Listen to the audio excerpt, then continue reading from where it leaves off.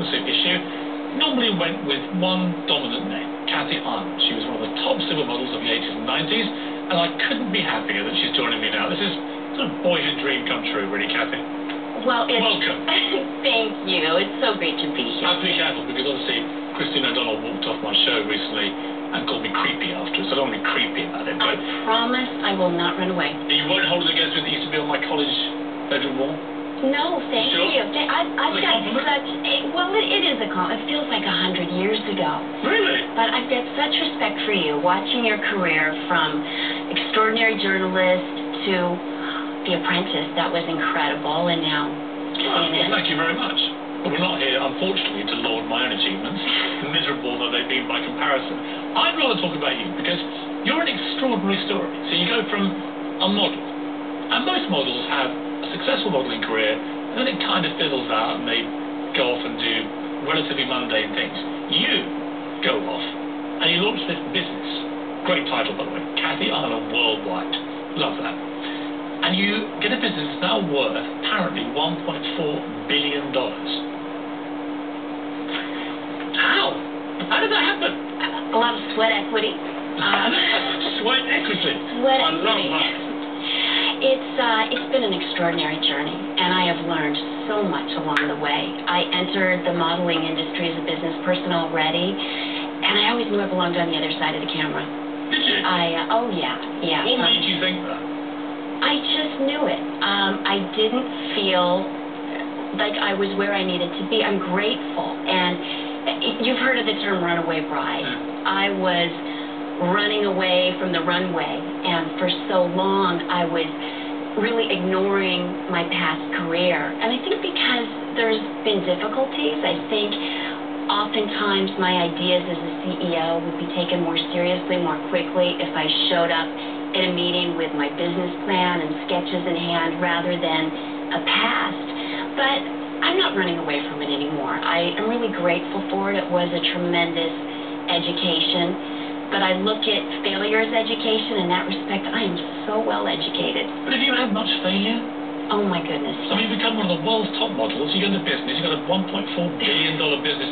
Where's the failure? Well, first of all, you're very kind. I was okay as a model. Okay? You were in the Sports Illustrated swimsuit issue 13 years running. Well, I know. I bought them. Well, that was an incredible publication. World record. Only 2 others ever done it.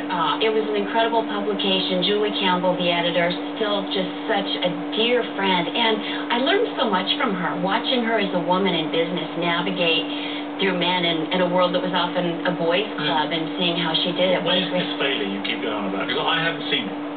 I've tried to find it in your resume. Failure is not an obvious option here. That's how I've learned. The entire time I was modeling, I was trying and failing at businesses. In fact, we would have started our business much sooner had I been more successful. We didn't start until '93. I was pregnant at my kitchen table, and we started our brand with a pair of socks. John and Marilyn Moretz out of North Carolina. Literally a pair of socks. Literally a pair of socks. Incredible. What were the socks? How big were they? What color? Well, these are the $1.4 billion socks. I was actually offered an opportunity to model the socks, and it's not quite as glamorous as it sounds. It was a really small budget, no exotic locations like Sports Illustrated, no photo retoucher, any of those great perks. But it was a job, and it was a time in my career where not a lot of job offers were coming my way. Still, I felt that if I didn't close the door on that chapter of my life, I might not live my dream of design and business. And I really liked these people. And that's what is, in business, it's about people, it's about relationships. They were really good people. And started doing the research. And I had put a little team together when I was modeling. People used to tease me, why are you so cheap? Why don't you buy some better clothes, a nicer car, or at least pay for valet parking? But I was investing in people, an art director, creative director, experts in production and marketing. I know my strengths, painfully aware of the weaknesses. There's many. I love sports, so working towards a common goal, that's exciting to me. That necklace that keeps blinding me. Yes. I mean, that's worth a lot of money, right? I mean, the ensemble, the earrings, the necklace, the ring, which is almost this Tayloresque, and we're going to come to this later on. The angles here. I mean, you are a billion-dollar lady to look at. Thank you. I'll take that as a compliment. It is a compliment. But how does it feel to have made that migration from the model to the businesswoman? Now you're the empire. It's a totally different thing, isn't it? It's extremely different, and it's so humbling, and I'm so grateful. I've got to say, particularly to the women out there who got it, who embraced our brand. When we started, if you could have heard the laughter, the doors slamming in our face, people saying, you know, love the socks, but who needs you? You can't start a brand with a pair of socks. And I'm a curious person. I like to ask questions, well, why? And people would say, well, it's never been done. It's never been done does not mean that it can't be done. What was the key moment, when you began with the socks and stuff, what was the key moment for you that really propelled this from a small business into the big league?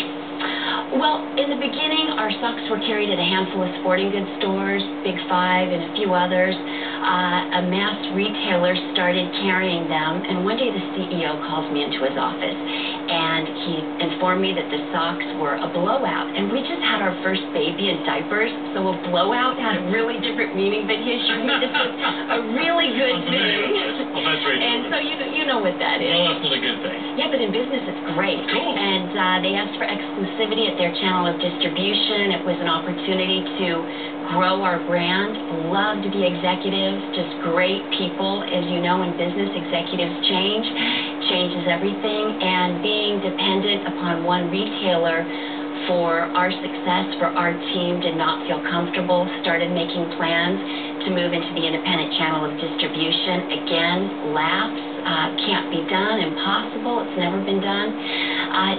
It's a lot of work, and it's worth it. Can I have a little break? Then I want to talk to you about the ugliest day of your life.